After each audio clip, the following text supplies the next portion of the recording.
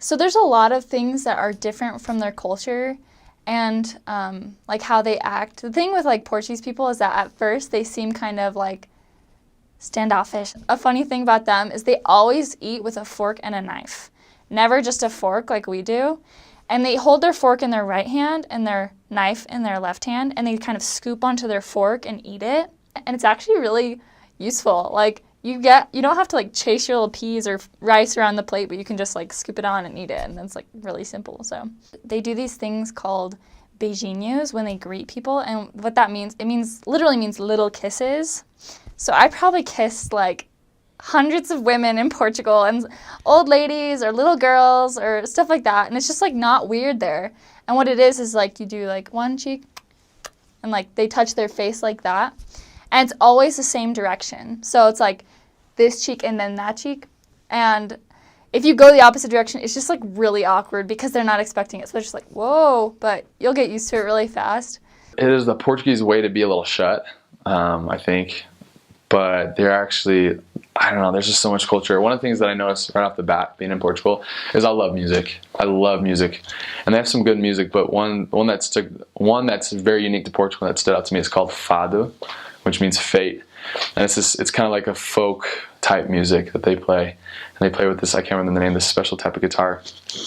And it's just, the sound of it is very sad. It's lamenting. It's super deep. But it just kind of defines who they are as people. Like they've been through a lot of hardships. And so I always love listening to that. Fadistas sing and perform their music, if I could. They have one tradition called Festa de São João. So like the Festa de St. John.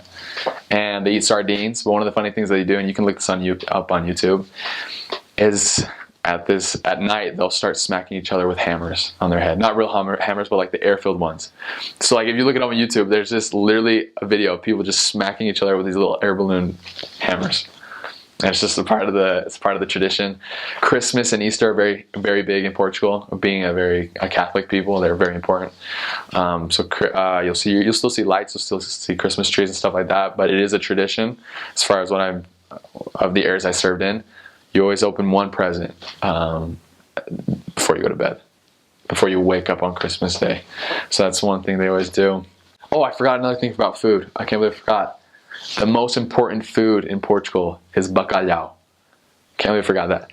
Bacalhau is codfish. And they have books of like 100, 200 ways to make it. And it's so good.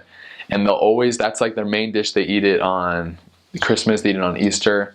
I mean, if you're eating bacalhau, you're being very spoiled because that's just a huge part of who they are. So bacalhau is really good. So that's part of their tradition, is eating that on very important holidays and stuff. I've taken some Portuguese classes at BYU and learned some of the history. Portugal was like the original founders of so many places. I mean, they were the navigators of the world. I mean, Christopher Columbus at one point came through Portugal and married actually a Portuguese woman. And so they founded and conquered so many little places, and that's why there's so many Portuguese-speaking nations. There's Portuguese-speaking nations in Africa, there's some in Asia, some in India, just everywhere. And it's because of their navigating in, what was it, the 1400s, just all those times. And then Spain ended up taking a lot of those things, a lot of those areas, and they reconquered a lot of it. And so I feel like Portugal feels like a small underdog in some senses. And that's just what I've seen. They're they're fighters. They're very proud of who they are. That's something I admire so much about the Portuguese people. And I loved and I'll get to something else, is they are so proud of who they are. From the ones I talked to, they're proud of being Portuguese. They're proud of their language. I mean, if you went up to a Portuguese and asked them to help you understand their language, they would take as long as you needed to help you understand. They're just proud of who they are. I love that about them. They're super confident. Sometimes that pride gets a little bit strong, but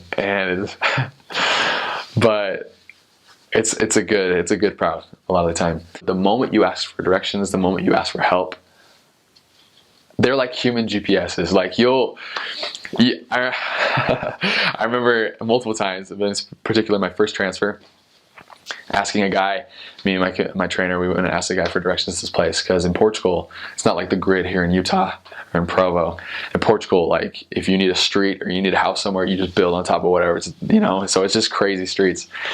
And so it was hard to find some of the houses. And I remember this one time we asked, and the guy, we just asked this, I think he was at a gas station, and we asked the guy for help on directing us.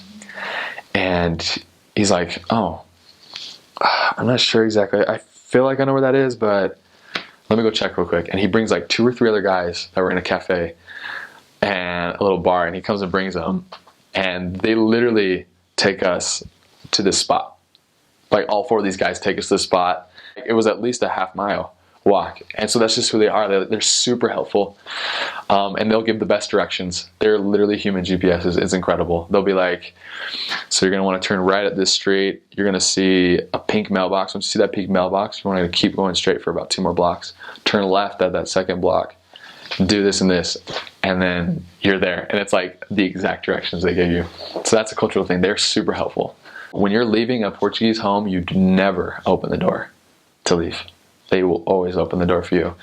Because when you open the door, it's just kind of you saying that you're not coming back type of thing. So they will open the door for you. Always let them do that.